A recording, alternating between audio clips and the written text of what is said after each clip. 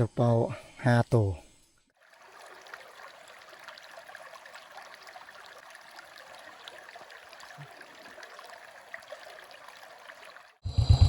สบายดีหมู่ฟูเมื่อสุขทุกคนเนาะมื้อนี้เขาก็ได้ออกละนี่แหละเขามาได้ครึ่งทางละมาจอดพักเนาะให้เล็กเลยบนทางนี่มันมีแต่ขึ้นภูลงภูมีแต่เลข1เลข2ลูกเดียวเลยมาทำกัน2 คนคนนึงยังมาแต่ถึงคนบ่ทันฮอดปานนี้เขานี่มาฮอดคอยนี่แล้วไปจอดทาเพิ่นก็หอจะคอยลงก่อนให้เล็กเลยเด็ก1แล้วก็เบรกหน้าเบรกหลังเลยลงนี่เล็กเลย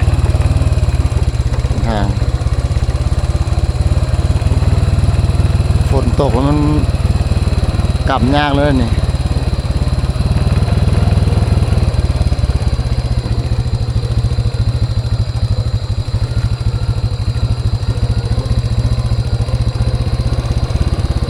นะหนทางเรื่อยเลยโอ้ย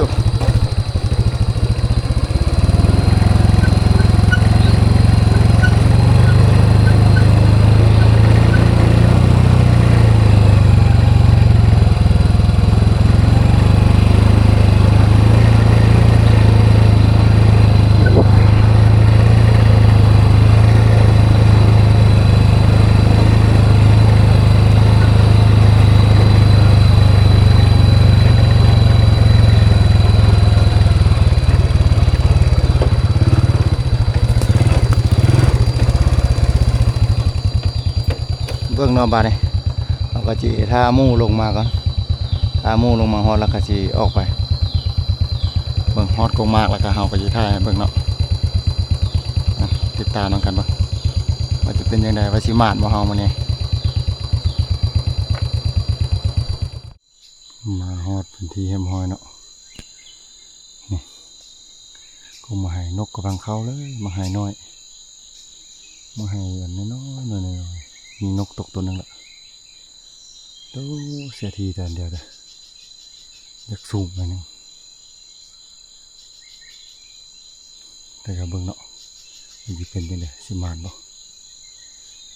เอาก็สิมานก่อนแปลงซุ่มแปลงนั้นนั่งอยู่ด้วยกัน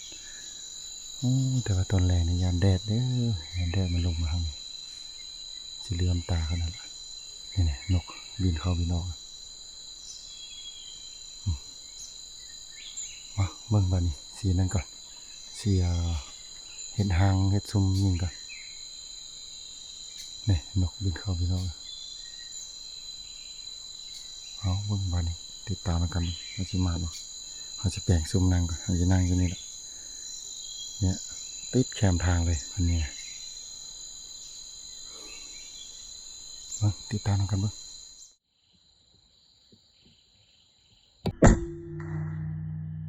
เรียบร้อย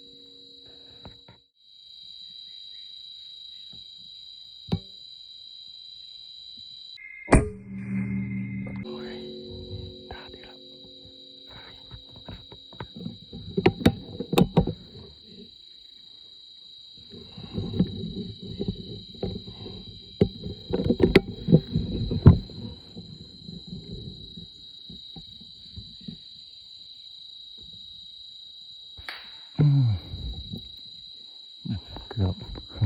กำลังว่าสิเกาะไปยิงกันละ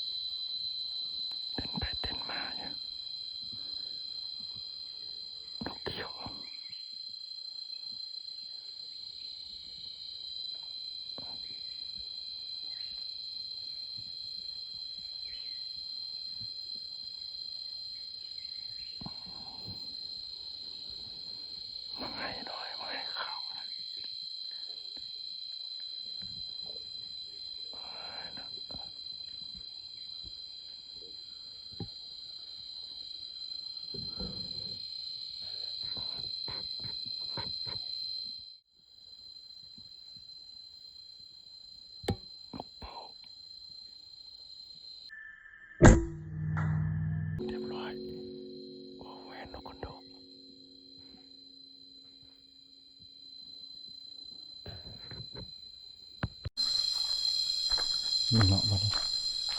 เอาสีไปเก็บก่อนมีนกตัว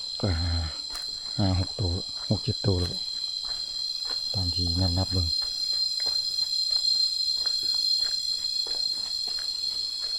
ตกบนทางนี่2 ตัวตรงนั้น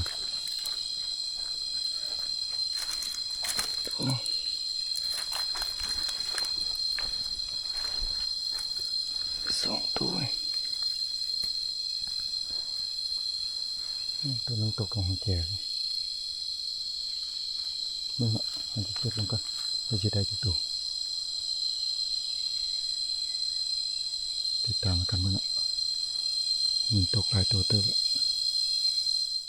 นี่เนาะเอาไปเก็บมาเรียบร้อยนกคนโรค1 2นกขวกนี่5 ตัวเอาไปที่เป็น7 ตัวนกคนโรคนี่เขายิงตัวนึงเพื่อนยิงตัวนึงแล้วก็ยังนกบ่เห็นนั้น3-4 ตัวบ่เห็นแต่ว่านกกำลังเข้าอยู่เขาก็เลยว่าบ่เฝ้าอันเก็บเนาะเขาจึงจะไปเก็บเบิ่งอีกรอบ2อีกแต่ว่าบอนเขายิงนี่ก็ไกลเติบอยู่เขายิงนี่นะฮะแต่คันว่าอยู่กองเขายิงก็เกออยู่ฮักแต่ว่ามันได้แงนคอให้เขาก็เลยเอามันยิงอยู่เลยเอาติดตามกันเบิ่งว่าจะเป็นยังไงมื้อนี้มันสิมีนกเป่าบ่ เมื่อกี้เขาก็ลงแล้วเขาเห็นมันบินเข้ามาจับแล้วอันยังเบิ่งเห็นเอิกหลายๆเพราะว่ามันไกลเด้เขาคืนมานกเป่า ว่าผิดมาติดตามกันมั้ง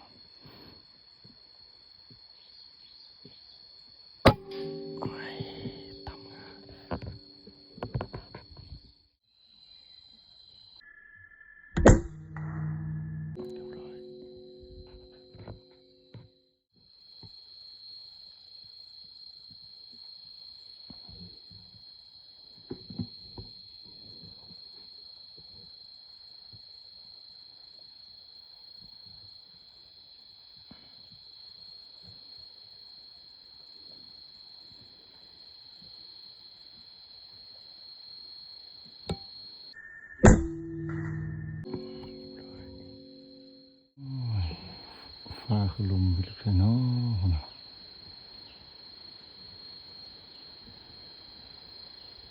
ทีนี้จะมายิงกันฟ้าลมมันมาก็เลยมายิงเลยซะ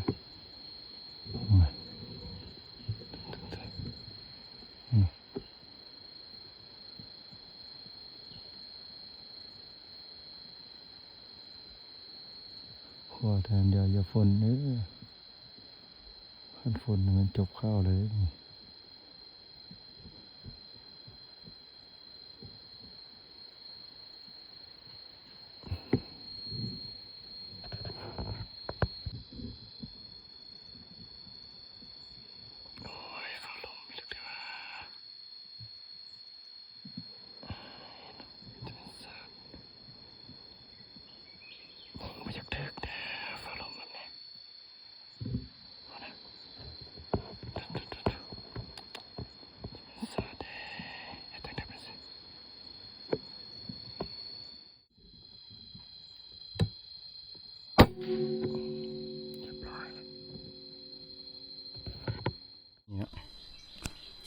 เก็บหอบสองโอ้นกนี่เสียจะเป็นสัตว์นกเสีย3-4 ตัวเพราะว่าเขายิงกับ6 ตัวแต่เพิ่นยิงกับจักตัวเขาก็บริษัทแต่ว่านกที่ว่าเขายิงกันก็บ่เห็น2 ตัว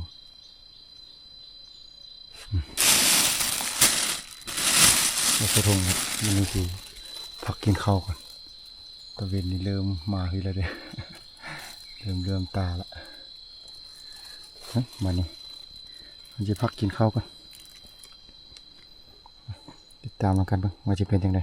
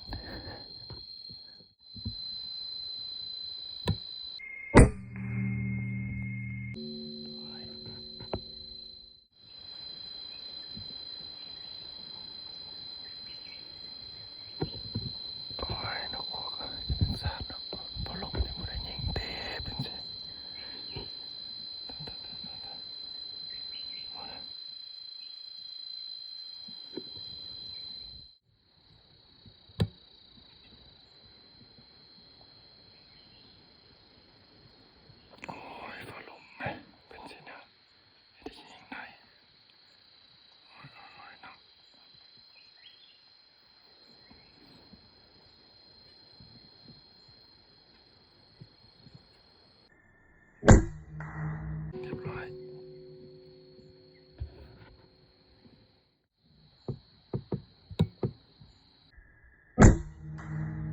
เรียบ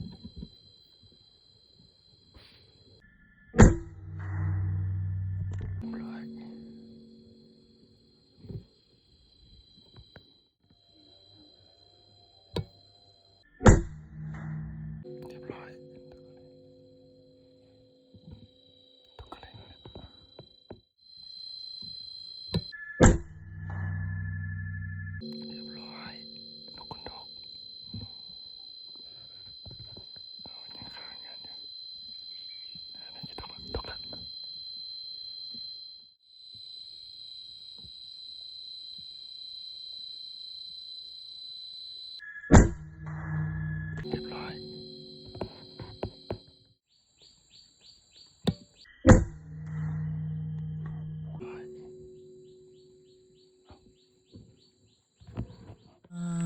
แมนเดี๋ยวว่าฝนตกบาดจะเหม็นสาด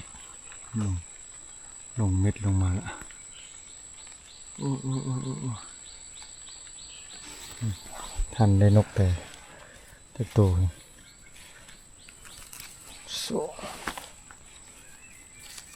4 6 8 10 12 14 16 18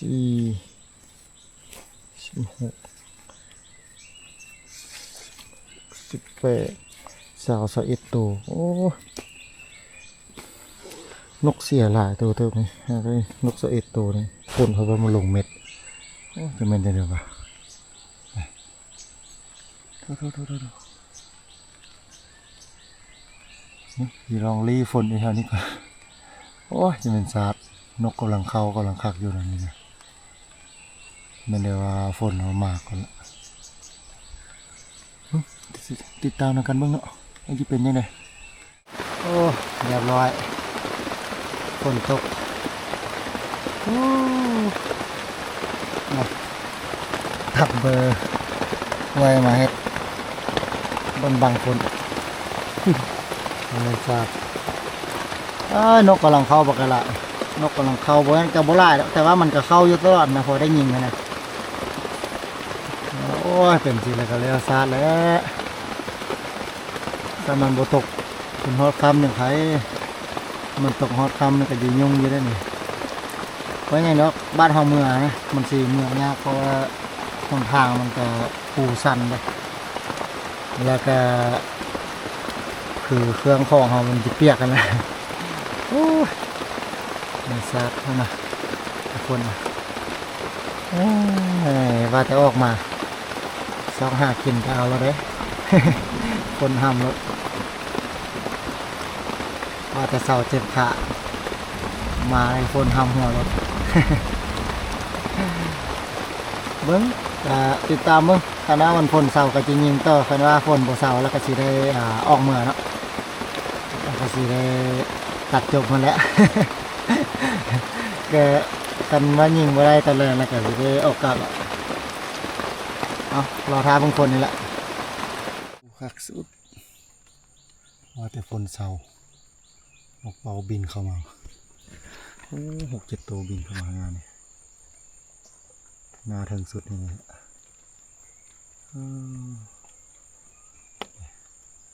งานนี่เลยละตัวข้างกลางบินเข้ามาโอ้หลายตัวเลยดีใส่ตกลงกันละยังบ่ได้ไปเก็บนะแต่นอนเขาจึงจะไปเก็บมันจะเกี่ยมใส่สโคปแข็งกันแต่ว่าอยากเลื่อมตาเลยเลื่อมตาขนาดแต่ว่าสิเห็นว่าใส่สโคปแข็งนี่คือเอามึงติดตามมันกันมึงมันจะเป็นยังไงนกเป้านี่สีขาวอีกบ่นี่นกเป้าไม่จับจะนี่แต่ว่าเป็นคนใส่หน้าเนี่ยโอ้ยจังเลยเนาะงาบัดบังไงบังงาตัวนี้ออกไปเนี่ยปีนออกมาปีนออกมาปีนออกมาปีนออกมาได้ยิงเลย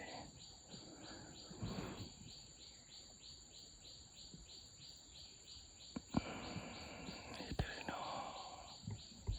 เบิ่งหน้ามันปีนออกมาก่อนว่ามันก็สูงนะมันเอาประมาณจะว่าสิยิงมันจะตายบ่นะเอาเปลือกจุดตายเลยเนี่ยออกมาแล้วปีนออกมาแล้วโอ้ยงาแต่ยังบังอยู่นะมาปีนออกมาแล้ว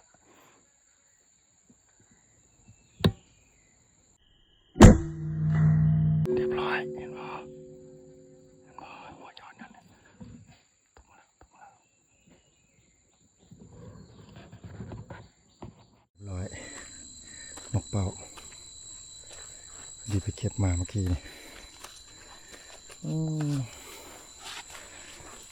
ยิงเขาเอิกเลยเขาเอิกมันเงี้ยงสินะมันเงี้ยงทางนั้นไหมยิงก็เลยซัดเขานี่เลยตกบ๊อบลงไปเอาบ่ติดตามนะครับเพิ่งแต่ว่าโอ้อันนี้พี่เล็กอะไรเดียแสงเลือดเลื่อมตาขนาด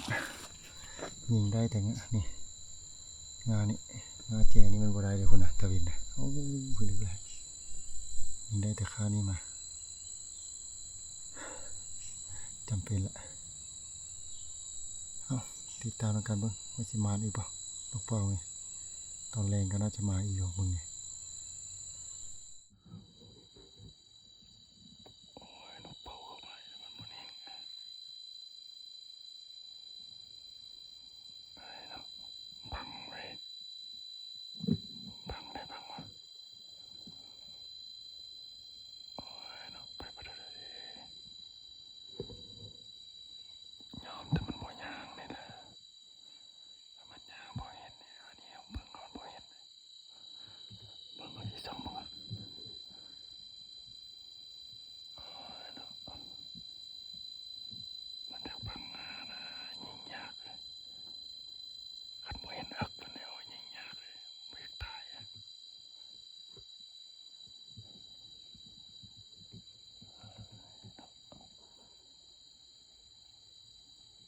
เศร้าพวกนั้นโอ้ยเนี่ย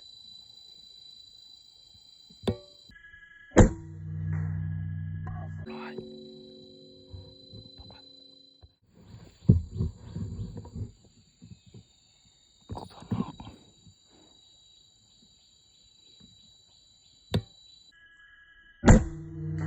เรียบร้อยนี่เอาคนยังดีอยู่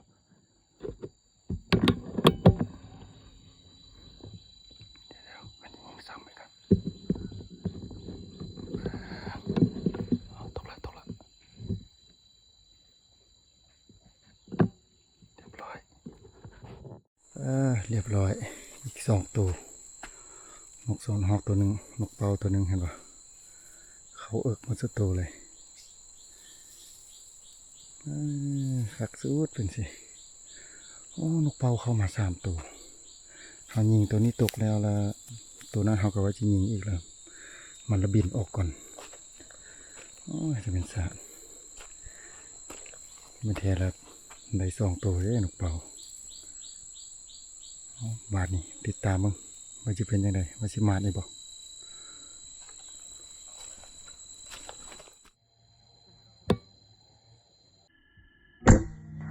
เรียบร้อย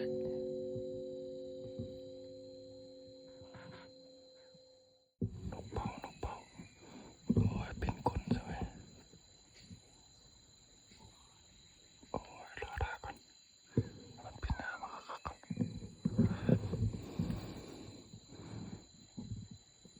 โอ้ยใส่เลยบ่งาไม่ก็ไม่เยอะเลยนะ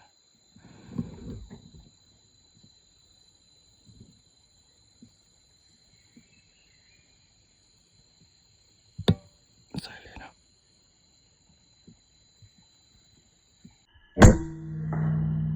เรียบร้อยตกละโอ้ยยังค้างอยู่ซ้ำก่อนแต่ได้ยิงทั้งคนนะเฮ้ยตกละเรียบร้อยไปโศกเลยโศกว่ะเทมันตกอยู่ไกลๆโมเห็นนี่ยิงเขากดมาโซดออกคอคักสูดเป่า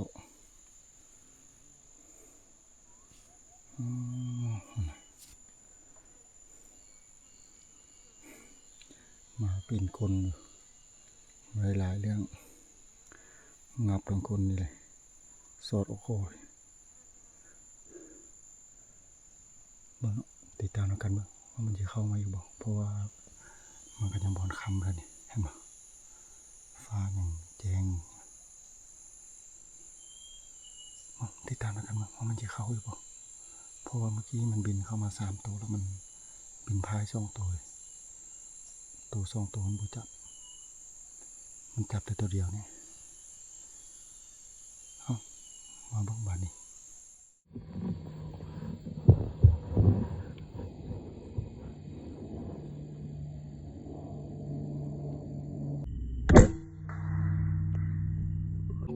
เรียบร้อย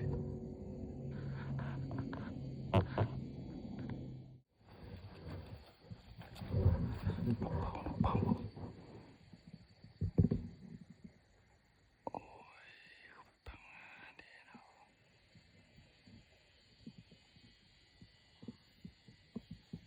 โอ้ย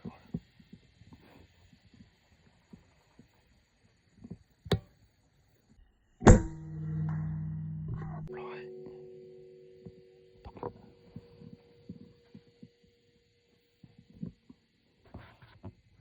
ไปจัดไปอีกตัวหนึ่งบินเข้ามาแล้วว่าบัวเน่งเลยเขาก็ซอกมึงอยู่ไหมมันนกกันเด้อมันนกเป่าเพราะว่ามันบินเข้าให้เขามาดิเล็บเขาเราซอกเราเบิ่งเราบ่เห็นเลยโอ้คักมาละมานี่คักสุดละเป็นนี่โอ้เขาส่องมึงบักโดนๆสู้จะเห็นติดตามมึงเพราะว่าตอนนี้มันก็จะบอดข้ามหึงแล้วก็จักโมงนึงติดตามมึงว่าจะเป็นยังไงมันจะมาอีกบ่ มีแต้มอีกบ่นี่นกเป่าไม่นกอะไรโอ้ยโอ้นกเป่านกเป่าโอ้ยพังงาไม่เลยสามโอ้ยยิงยากเลยมันทำงาไม่มันไปเลยมาเลยนี่โอ้ยนก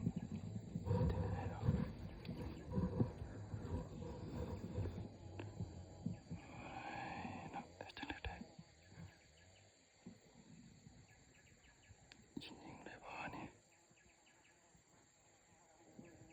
โอ้ยนก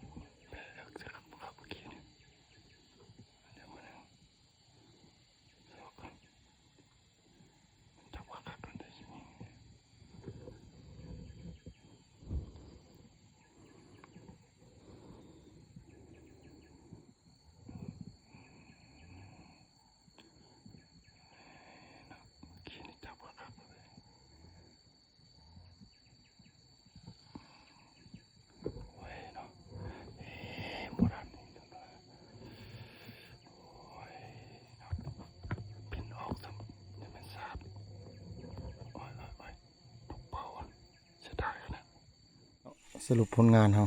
โอ้ยพอดีได้5 ตัวนกเป่าโอ้เสียดายเด้เข้ามาอีกตัวหนึ่งบ่หันยิงเสียดายขนาดเงินสาดนี่เนาะได้นกเป่า5 ตัวกับนกขนดกตัวหนึ่งเว้ย นกขนดกสนกสนฮอกแล้วก็นกขนดก3 ตัวแต่นั้นก็แม่นนกควกหมัดนี่เลย2 4 6 8 10 12 14 16 18สาวเนาะสวีนกน้อยนี่20 ตัวเอาเนาะบาดนี้เราก็จะได้ออกกลับก่อนเพราะว่ามันก็ค่ำเลยล่ะโอ้ยเสียดายมาจับอยู่งาทางมือขวานี่มันบังงานะโอ้ยเขาว่ายิงเลยแล้วก็เลยเอาไป 50 ก็เลยว่าบุญยิงซะเอาบาดนี้เราก็จะได้ตัดจบแล้วเนาะวันนี้เนาะก็จะได้ออกเมืองก่อนเพราะมันก็ค่ำแล้วเอาขอบใจ